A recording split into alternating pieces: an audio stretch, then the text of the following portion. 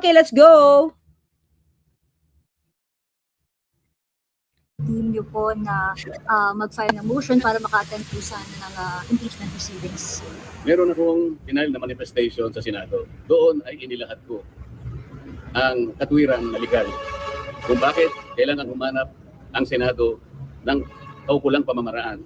Okay, ito to. In other words, mga kaklir, si Senator Rodante Marcoleta, inuutusan niya yung Senado, Senado, find ways, find the right ways, so that I can join the impeachment trial.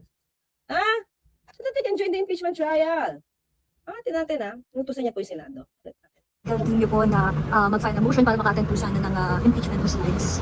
Meron akong final na manifestation sa Senado. Doon ay inilahat ko ang katwiran na legal kung bakit kailangan humanap ang Senado ng kaukulang pamamaraan para si Senator Jinggoy at ako ay makapag-participate sa nagaganap na impeachment trial. Mga kaklir, wait lang ha. May napapansin ba kayo kay Senator Marcoleta? Ako may napansin ako. Ano napansin niya? Sige po. Basta, good naman to. Good naman yung napansin ko. Sige, ano yung napansin nyo? Steady lang po, Yusek. Wholesome tayo. Yeah. Wangi! Ano napansin nyo? Ano napansin nyo kay Senator Marcoleta? Please lang. Sige, sagot kayo. Umitim? Umitim ba siya? Umitim, sabi ni Ansel. Umitim ba siya? Wait. Maputi ba siya? Habang tumatagal, medyo kalma. Medyo, hindi na siya masyadong tense. Pumayat ba siya? Siguro, oo, medyo. Sino pa? Nawala ang angas, Tatay Ray, medyo kalmado siya dito, pumayat, sabi ni Kulims, umayos yung wig niya, Attorney Claire. Balik na tayo dito. So, in other words, mga kaklir, pinapahanap niya ng paraan ang mga senador na sila ay attend ng hearing, siya at saka si Senator Jinggoy. Mga kaklir, tandaan natin, nag-decide na po ang Sandigan Bayan. Okay? Lalo na ngayon, mga kaklir, tingnan nyo. Jinggoy Estrada ito, bagong-bago to, stays in jail, denies plea to post bail. Yung kanyang motion to post bail bond, mga kaklir, denied. Natatandaan niya yung una niyang kaso, o pangalawa niyang kaso? Yung kay, sino yung pangalawa niyang kaso? Di ba yung kay Napoles? Diba? Granted yung ano nila dun. Granted yung motion niya to post bail. Oo, tingnan natin kay Jinggoy dati. Jinggoy,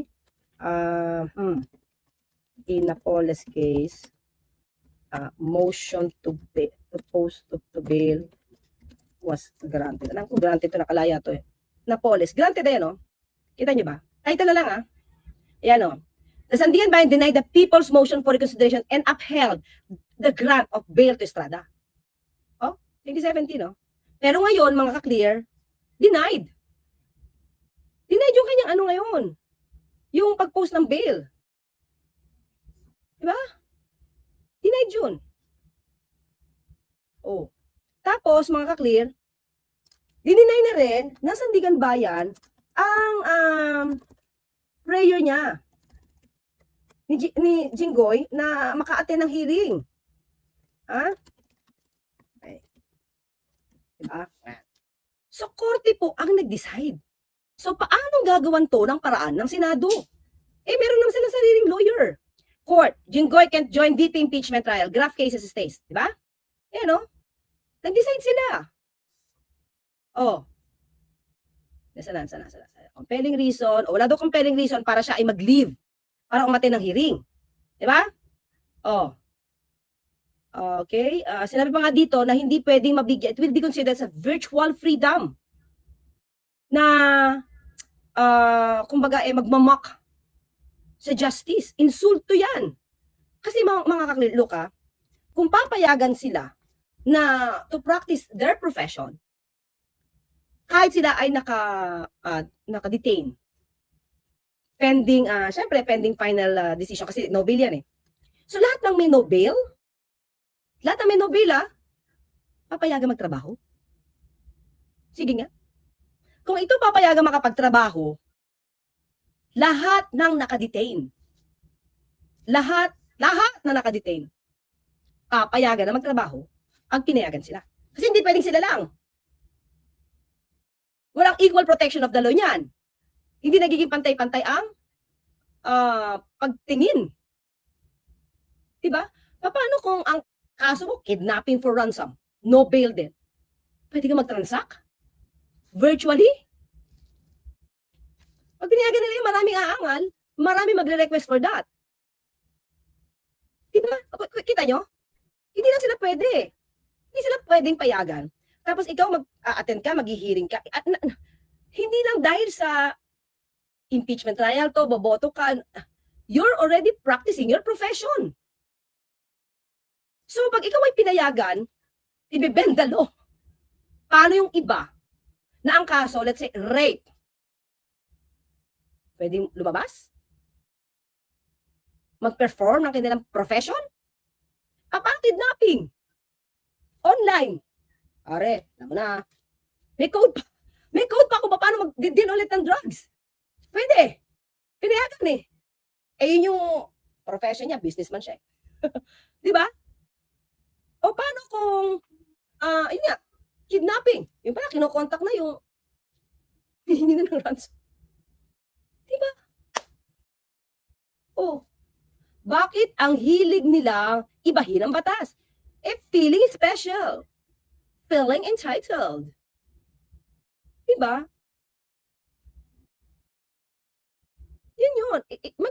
Magiging issue yan. O ngayon, hinihiling niya, kaya nga, please help me. Sabi niya Senado, kahit payagan ka ng Senado, kung hindi aayaw ang Sandigan Bayan, wala sila magagawa because ang jurisdiction niya nasa Sandigan Bayan. Ang pagkakakulong ko dito, hindi nangangahulugan na nabawasan na yung number ng 24 na senador ng ating bansa. How Ang aking confident pagkakakulong are you dito na ay hindi nangangahulugan na hindi na ako senador. Ang pagkakakulong ko dito, hindi nangangahulugan na nabawasan na yung number ng 24 na senador ng ating bansa. At rin mga kira, kung doktor ka, nakulong ka, hindi naman nangangahulugan na disbarred ka na. Hindi naman nangangahulugan wala ka ng titulong ATTY, di ba? Pero kulong ka. Ito, tanong ko. May jurisdiction dito, may jurisprudence dito eh. Kung lawyer ka pala, mga kakaya, lawyer ka, sige, lawyer na lang, lawyer, wag ka na senador. Dami mong kliyente. Nakulong ka for murder. Murder. Tapos alam mo na po politika ka lang. Pero may murder case. So no bail. So ngayon, marami kang kliyenteng naiwan, di ba? Ang sabi mo, Your Honor, regular court tayo, hindi na sa gandigan. Your Honor, may I request that I be allowed to practice my profession virtually, online. I can stay here. I will not go out, but I will represent my client during the hearings. Diba? Di ba practicing profession yun? Hindi siya lalabas, ha? Bigyan siya ng laptop, trabaho siya. Pwede? Kasi, hindi nawawala yung pagiging lawyer niya. Di ba? So, kung trial lawyer siya, di naman nababawasan yung kanyang pagiging trial lawyer. So, pwede siyang mag-trial. Makakli may decision ng Supreme Court yan. Pag lawyer ka, nakakulong ka, di ka pwede mag-practice ng profession mo. Pwede ka lang mag-appear sa court as counsel kung ang dinidepensahan mo, sarili mo. Di ba? Ikaw mismo ang lawyer ng sarili mo. So, kung papayagan ito na Sandigan Bayan, lahat ng professional, lahat ng mga businessmen na nakakulong, papayagan ng magtrabaho online. Diba? Yun yung point. Nananatili yun at kahit kailan, hindi yun ma-alter. Pwede lang. Actually, may nadinig ako ganito. Sabi ni isa, congressman, ito lang zona na to, binibigyan niya ng mali siya. Ang walang majority ang umaten. Mga clear. I doubt naman na si Senator Kito Soto ay i-intentioning hindi umaten. Sa zona. Kung meron siyang sakit, iintrigahin na ng isang congressman. Ngayon lang daw. Kasi hindi naka-attend si Tito Soto, tama ba? Si Kiko ba? Hindi rin. Saka si Bam. Diba? Ay, sorry. Si Ping Lacson, saka si Bam yata wala eh. 4. Ano ba si Senator Kiko? Sorry naman. Hindi ko napansin, nandun pa si Ma'am Sharon Cuneta. Kasi si Ma'am Vilma, si Star for All Season, Vilma nandun eh. Parang si Ma'am Sharon, hindi ko nakita. Okay, so, di ba? Tandaan natin, sabi niya majority, teka lang. Yung dalawa, nakakulong. Yung isa, nagtatago. So, kung 21 yan, ang majority niyan, 11. Eh, ilan ba yung umaten? 11, di ba? O di majority pa rin? Huwag mo nang bilangin yung hindi pwedeng umaten. At huwag mo nang bilangin yung nagtatago kasi hindi talaga pupunta yun. At may ika-count yung nagtatago. Congressman. Makaintriga ka lang. Tapos iniintriga pa rin niya, mga clear. Natingin daw niya. Tingin ah. Ano yun? Wait, anak. Parang ang dating is, tingin daw niya ay parang in-appoint daw. Tingin niya, ito talaga sarap i-debunk nito eh. Isang congressman na to eh. Nagsasalita siya lagi ng tingin niya, tingin niya, tingin niya. Wala naman siyang ebidensya. Yan ang panira eh. Diba? Panira yan. Politiko ka, pero ikaw ay panira. Makasalita ka lang. Diba, alam ba't sini-interview pa to? Parang naman walang sense ng congressman na to. Diba? Okay? So, nabanggit ko lang. Okay, sige. Palitan yung 24 kapag may namatay. Kapag may nag-resign, una pa ito hindi niya na kayang tukli ng kanyang tungkulin. Maliban sa tatlo na yun, wala na. Oo, pero wala naman kayo sa compulsory reach ng Senado. Kasi, ang jurisdiction sa inyo ngayon, hindi na yung Senado, Korte. Kahit gustuhin ng Senado na kayo ay mapunta doon, Korte, last say ang Korte, hindi kayo. Oh, si Senator Bato, nasa na? Mababanggit mo ba kung saan? Okay na sa akin yung mga clear ha? Tingin ko mas welcome yun. Nasabihin nyo kung nasaan siya para makarating siya sa impeachment trial. Sabihin nyo na kasi kung nasaan siya, di ba? May happy trips. Oh. So nananatiling bilang ng Senado 24. Yun yung paniwala nila. Yun yung paniwala nila. Pero, mga clear, ito ang sabi ni, tingnan natin na, tingnan natin si Justice, ha? Carpio. Isa natin. Detention for a criminal offense filed in court cannot hold public office while in preventive detention. That is Trillanes versus Pimentel. Trillanes was charged with a coup d'etat, non-bailable offense, and he wanted to attend the Senate sessions to vote in the Senate proceedings, but the Supreme Court said no, because you are under preventive detention, you cannot hold public office. And that follows an old Diba? May decision ng Supreme Court eh. case, People versus Maceda. So that is the general rule. But there is a specific rule involving two situations. Under the Anti-Graft and Corrupt Practices Act, Republic Act 3019, it says a public official charged in court for any violation of the Anti-Graft and Corrupt Practices Act shall be suspended from office while the case is pending in court. Is that Shall be right? suspended from office while the case is pending in court. That means since it says any violation of the Anti-Graft and Corrupt Practices Act, so even if the penalty does not reach reclusion perpetua, it's just, let's say, 12 years imprisonment, and bail can be granted as a matter of right, it says any violation. So it means any kind of offense under the Anti-Graft and Corrupt Practices Act. The public official shall be suspended from office while the case is pending in court. Dapat lang makaklear. Bakit? Bakit ganun? Kasi pag nanakaw yung pinag-uusapan natin, pondo eh. Tapos, papayagan ka pang magtrabaho. Eh bakit gano'n si Jinggoy? Nakaka-clear. Di ba tama ba ako? Naboto pa to habang may pending case? May pending case pa siya ngayon, di ba? Maliban to ha? Maliban dito, may pending case pa siya dati. Regarding Napoles. Bakit napayagan to? Tingin ko kahit binoto to, dapat, well, I have nothing against Senator Jinggoy. Wala akong masamang tinapik kay Senator Jinggoy. But ano lang tayo procedure lang tayo. Diba? Kung ganun pala, bakit napayagan ng COMELEC tumakbo si Senator Jinggoy? Diba? Plunder. Paano yun? Dapat may nag-ano niyan. Diba? May nag-question. This is several cases already, and the latest is Bunye versus Escarial. That's the first rule. There is a second rule, and it involves a later law that adopted this particular rule in the Anti-Graft and Corrupt Practices Act. The plunder law came later, but it has a provision similar to the Anti-Graft and Corrupt Practices Act. Yeah. It involves corruption then. Section 5 says, any public official charged in court for any violation of the plunder law shall be suspended from office while the case is pending in court.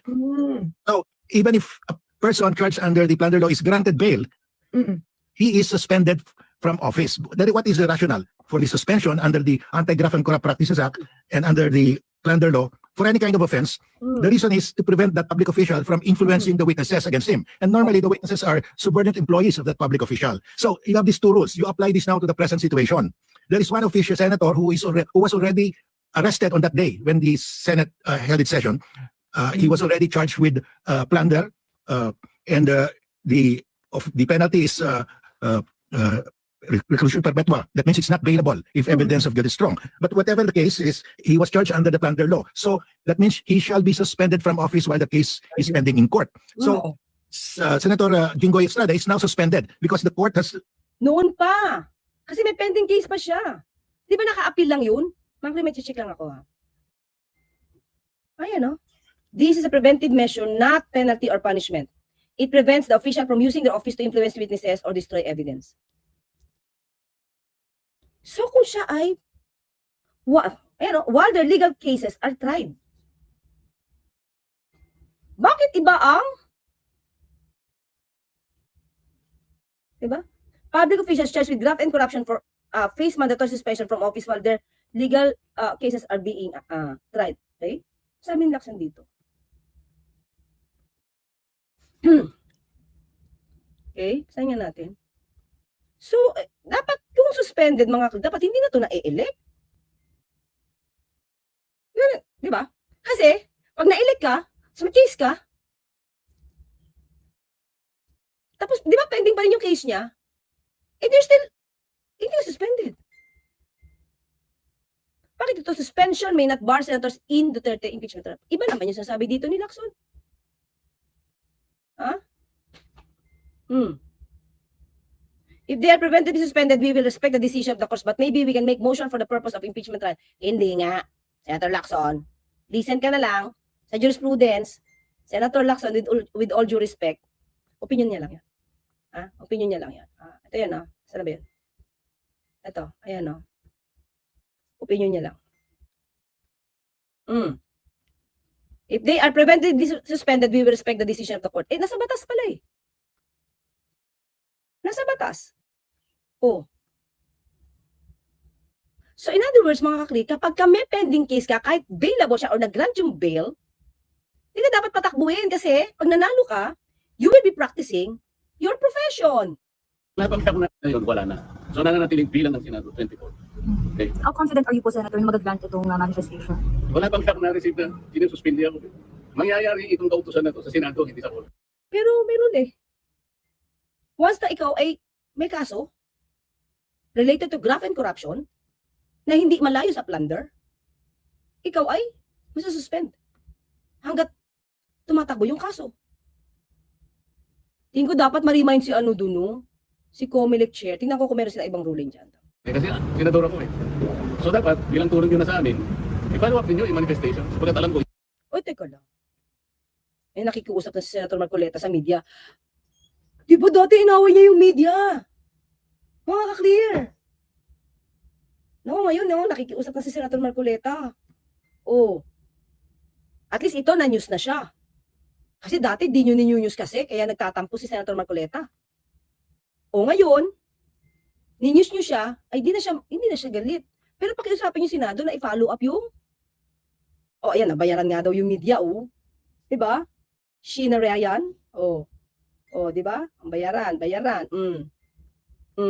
Mama Ross Channel, diba? Yippee May, Nakikiusap na siya ngayon sa media, okay? Take up ng Senado yun. At ng impeachment court, kagaya namin ay ganito. Kung makikita niyo yung susunod namin, nakalagay PDL, tanda ninyo ibig sabihin doon. People deprived. Persons sa deprived of liberty. Siyempre malungkot, diba? Hindi naman normal yung nangyari sa amin. Ako bilang isang senador na maraming gagampanan na pagulin. Ang dami kong gustong ibulgar. Alam niyo naman na ayokong iwanan yung blood control scandal. Ay nako, Senator Marcoleta, sabihin mo na lang kay Senator Alan kung sino yung gusto mong ibulgar. Kasi willing naman sila Senator Erwin. Ituloy ang flood control. Sana nadinig mo ngayon si Senator Erwin. Kasi daw, yung mga kaibigan nyo ngayon, yung kalyado nyo sa minority, sila na yung ayaw. Kasi may mabubulgar talaga. Mabubulgar na sila isa-isa. Saka ito naman mga klid, total, nandiyan ka naman sa, sa detained naman. Makakatulong pa naman siya, di ba? Kasi sabi niya, marami siyang gusto ibulgar eh. Kung meron pa siyang alam mga klid, pwede naman niyang sabihin sa Senado. Tawagin niya si makiusap siya, Senator Lacson. Senator Lacson, baka naman pwede itong imbestigahan kasi ganyan. Tingin ko makikinig naman si Senator Lacson. Diba? Si Senator Lacson na siya makiusap. Kaya lang, yun na nga. Yung mga insertion ng iba, nabubulgar na. At meron pang impeachment trial na nagaganap. So hindi nyo maiaalis sa akin na maisip ko talaga na itong nangyari sa akin, lalo was politically motivated. So nakakalungkot talaga. Nalulungkot ako sapagkat Alam mo mga clear, ito lang sa akin hindi nyo ba napapansin yung mga ebidensya laban sa ibang tao? Yung mga nakakasunod, bumabaksak lang. Hindi na kailangan, hindi ginagawa yung planta ng ebidensya. Kasi yung mga ebidensyang nakukuha mga clear at nagagamit laban sa kanila, hindi naman nila dinideny.